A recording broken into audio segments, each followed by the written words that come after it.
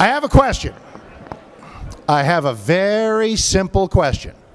Why is this? Do I look slimmer in silhouette?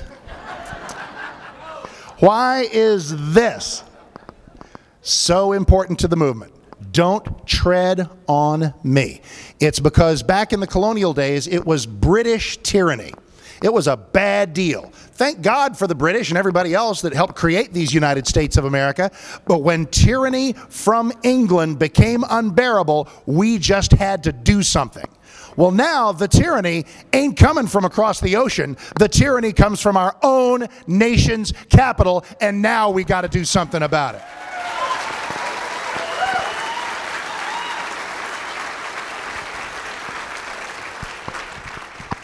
On tax day of 2009, which is a year and a half, but it seems like forever ago, on April 15th of 2009, Phil and Ken and all the good Tea Party folks were kind enough to invite me, and we had a little gathering on the steps of Dallas City Hall.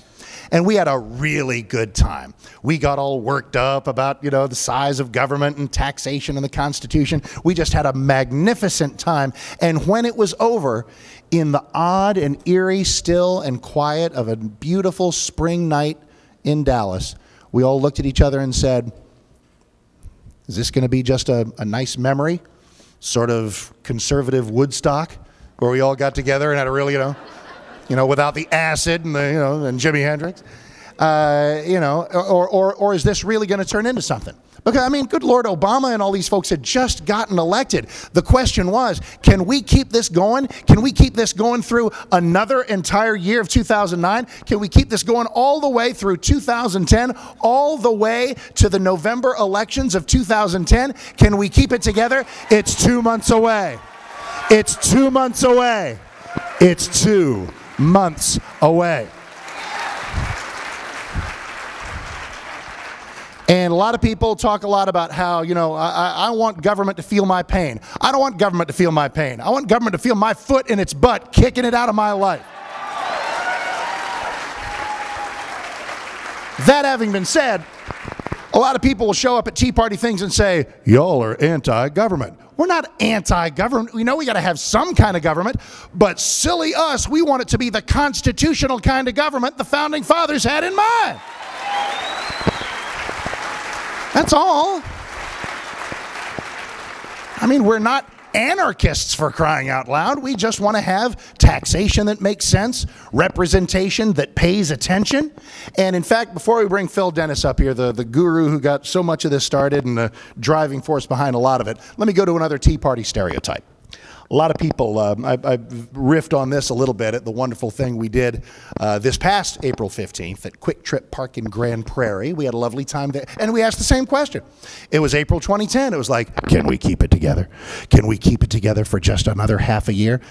On the morning of November 3rd, the newspapers will be filled with evidence that we kept it together all right, and we brought Tea Party passions to the ballot box.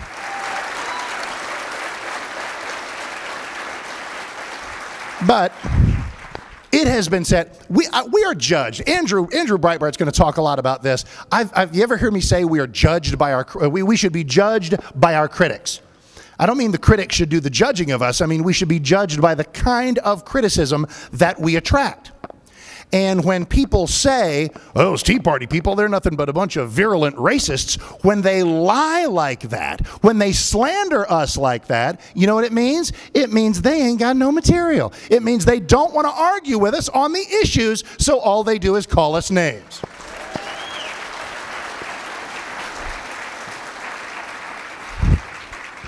And I suppose the thing that's been put up in our faces the most is that the Tea Party movement is somehow intolerant.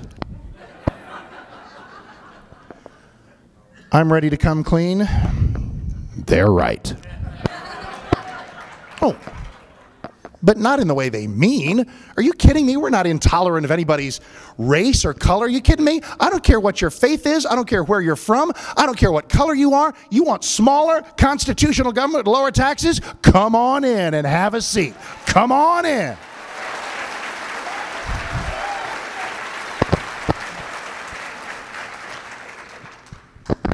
I am, however, and I think this will work pretty well. See if you want to line up with me on this. A little Tea Party declaration of intolerance. We are not tolerant of government handling our lives from cradle to grave with things that we ought to be doing for ourselves.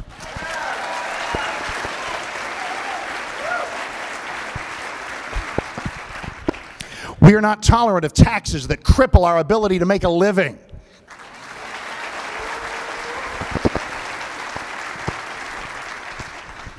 We are not tolerant of Democrats who are trying to turn the United States of America into some socialist neo-European experiment.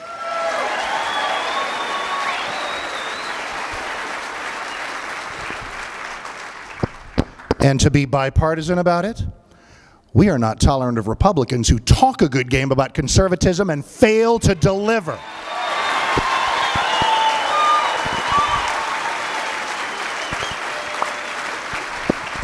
So, we do have our tolerance issues, and there they are. All right, that's enough of me in one big burst. I'll be up to bring everybody up here, but this is a guy, what a joy it is to bring this man up, because when you start to think of, listen, there are a lot of Tea Party folks.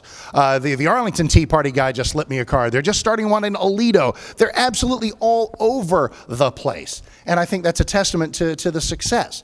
And not that everybody's trying to be like anybody else, or that's the glory of the Tea Party movement. It doesn't have some big hierarchy where everything is some subset of the Dallas Tea Party. No, and they'll be the first to tell you that.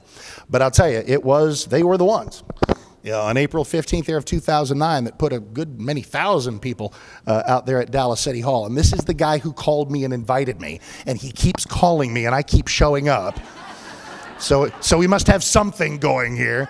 But it's not about him and it's not about me. Well, it's about him right now because we're about to say hi to him. From the Dallas Tea Party organization, dallasteaparty.org, the guy who keeps calling me, who keeps running this thing. And it's not an oligarchy. It's not just a bunch of, it's so grassroots. There's so very, very many people. But the guy who took his life from something that wasn't very political at all and decided to throw it right into lighting the fire that is the Dallas Tea Party, my buddy Phil Dennis.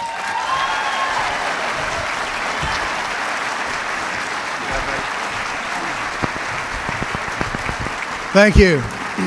I know what you're thinking. I know what you're thinking. You're thinking, how does a man get that sexy? Well, all I can say is it's a gift. Mark Davis is one sexy man. Let me tell you this. I'm as straight as anybody in the room, but if I was a woman, I would bear his children. Actually, Jeff Bolton, too. Hell,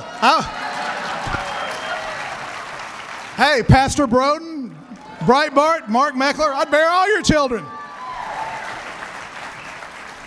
Actually, I'm learning a lot of things about myself tonight I'd never really realized. First of all, we want to thank you all, because Mark Davis is exactly right. This is not an oligarchy. This is not made up of our 3-member steering committee. Through the wisdom of Ken Emanuelson when we first started this thing was to decentralize away from the Dallas 3 that basically is a big umbrella group.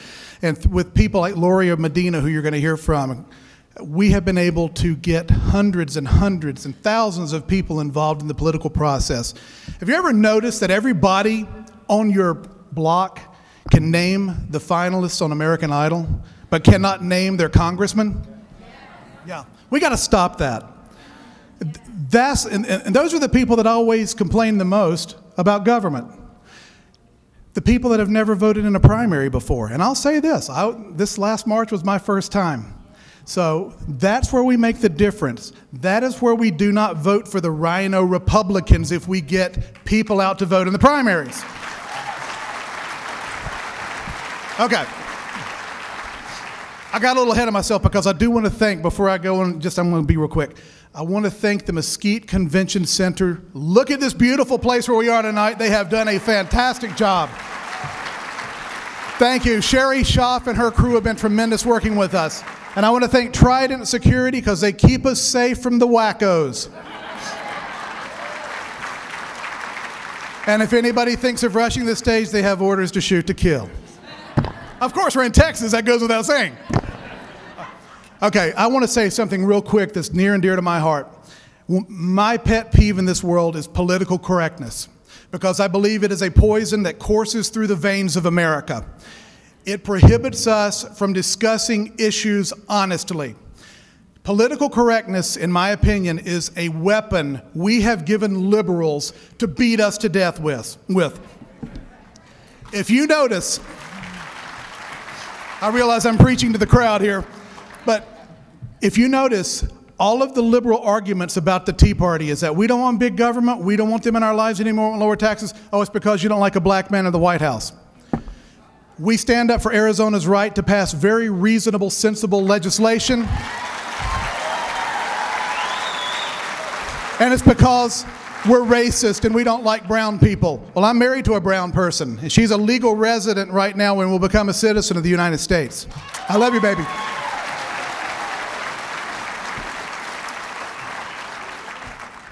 They tell us everything, the liberal argument against our movement is that there is some character flaw wrong with us. Not once has Chris Matthews said, oh, you guys are wrong for saying government should spend less money than it takes in.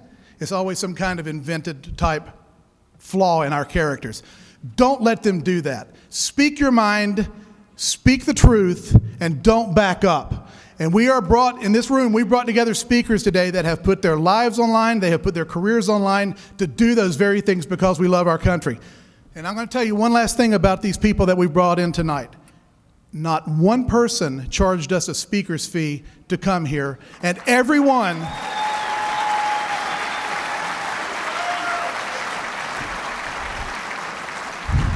and every single one came in at their own expense. That's the quality of people that are representing and moving this movement. Thank you, yes.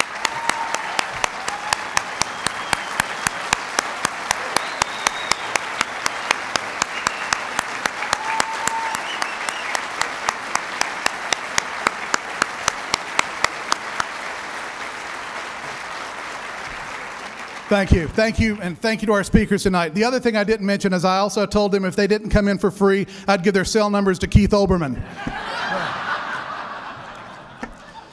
Again, I want to thank everybody for coming. We are kicking off our election season this night. You're going to hear about our neighborhood coordinator program. Is anyone not familiar with our neighborhood coordinator program? Raise your hand. Good. You will be familiar this evening. After it's over, we want you to go to DallasTeaParty.org. The splash screen you'll be taken to will ask for your email address and your zip code. You will be contacted by your neighborhood coordinator. We got to get you, your friends, your family, your neighbors into the voting booths because that's the only way we're going to win and take back this country. Thank you for coming. We love you.